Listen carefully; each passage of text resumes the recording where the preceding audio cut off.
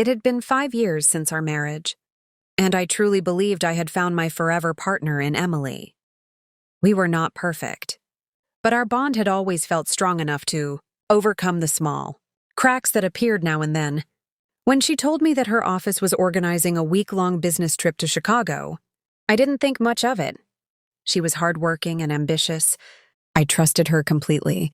I kissed her goodbye at the airport, told her to enjoy the trip, and went back to my usual routine, never suspecting that trust would soon be shattered.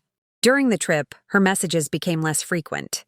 She used to text me every morning, but then it became every other day, and eventually just a few short replies. When I asked if everything was okay, she said she was just busy with meetings. I wanted to believe her, so I ignored the nagging feeling in my chest. But one evening when I called her, a man's voice in the background made me pause. She laughed nervously and told me it was just a colleague. I forced a smile through the phone, though something deep down told me I had just heard the truth I didn't want to face. When she came back, she acted distant. She avoided eye contact, and even her hugs felt mechanical. A few days later, I found proof, messages on her laptop she had forgotten to log out of.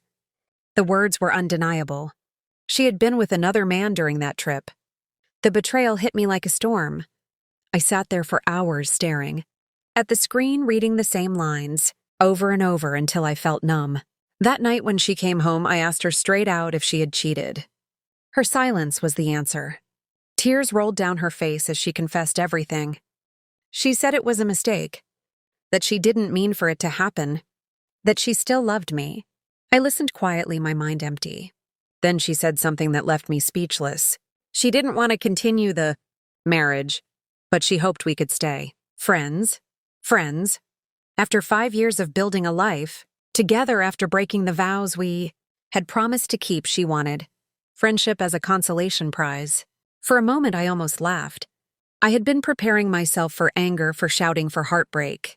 But instead, I felt an odd calmness. I looked at her and said, "No, Emily, you don't get to break my heart and then ask to keep a piece of it."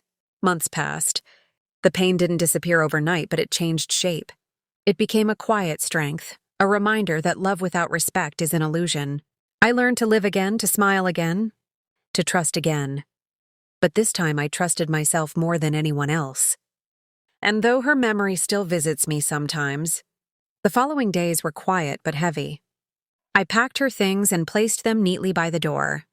She came once to collect them, her eyes red, her voice soft. She said she hoped someday I would forgive her. I told her I already had, but forgiveness didn't mean she could stay in my life. She left without looking back, and I closed the door gently behind her.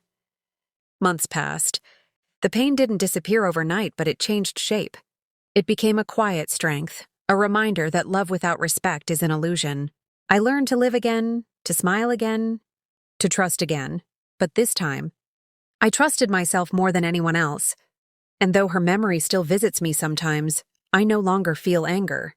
Just a strange kind of peace that comes from knowing I finally chose myself over someone who didn't.